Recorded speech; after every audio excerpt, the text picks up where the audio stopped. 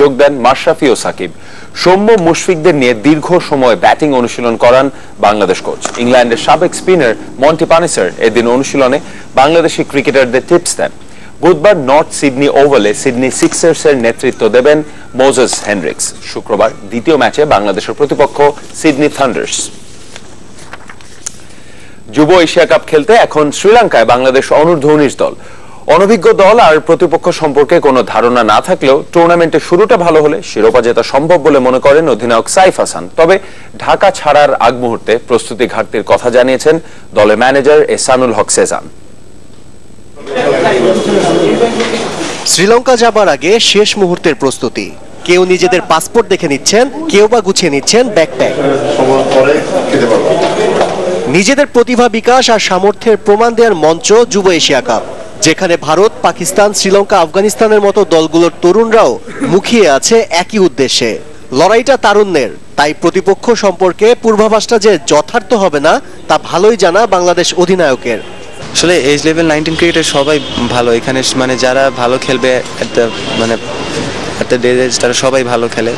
টুর্নামেন্টে শুধু অভিজ্ঞতা অর্জন নয়, বাংলাদেশের লক্ষ্য শিরোপা জেতাও। তবে সেজন্য ভালো শুরুর দিকে তাকিয়ে ইয়ং টাইগাররা। আমাদের ফার্স্ট টার্গেটটা আমাদের ফার্স্ট ম্যাচটাই, ওখানে যদি আমরা ভালো খেলি তাহলে সবকিছু পজিটিভ যাবে ইনশাআল্লাহ। যদি মিস্টেক আমরা না করি তাহলে ইনশাআল্লাহ সবকিছু খুব সুন্দর ফ্লোতে যাবে।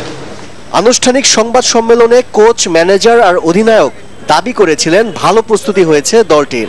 তবে দেশ ছাড়ার আগে হঠাৎই উল্টো সুর ম্যানেজার এহসানুল হক সেজানের।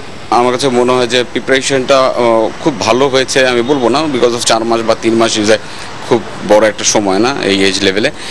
আরো বড় সময় পেলে আসলে আমরা এশিয়া কাপে বলবো যে একটা লক্ষ্যমাত্রা সেট করতে পারতাম। বৃহস্পতিবার মাতারায় আফগানিস্তান ম্যাচ দিয়ে এশিয়া মিশন শুরু যুব দলের। আশিক রুদ্র, চ্যানেল 24, ঢাকা। বাফুফের 4 বছরের ফুটবল ক্যালেন্ডারে নেই বাংলাদেশ সুপার লিগ বিএসএল, আর এতেই ফেডারেশনের ওপর বিরক্ত আয়োজক সাইফ পাওয়ারটেক।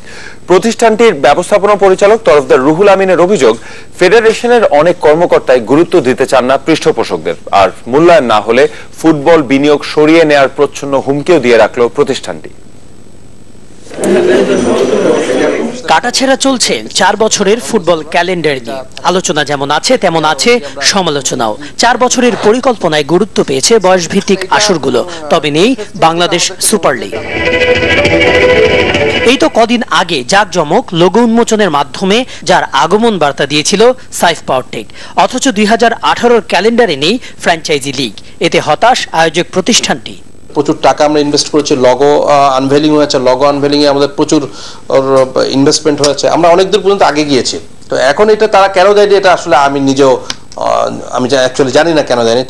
এই কর্মকর্তার অভিযোগ, স্পন্সর প্রতিষ্ঠানগুলোকে গুরুত্ব দিচ্ছে না ফেডারেশন। এমনটা চলতে থাকলে সরে দাঁড়ানোর আগাম হুমকিও দিয়ে রাখলেন তিনি। কারণ আমার ইনভেস্টমেন্ট হচ্ছে যে আমরা টোটাল ফুটবলের ডেভেলপমেন্ট করার জন্য, ফুটবলকে কমার্শিয়ালাইজেশন করার জন্য। তো এই প্রক্রিয়াতে যদি আমি দেখি যে না, এটা এখান থেকে ডেবিউটের অন্যদিকে চলে যাচ্ছে, তা ডেফিনেটলি ওয়ান ফাইন মর্নিং হয়তো আমরা ডিজায়ার হয়ে যাব। বিএফএফ এর অনেক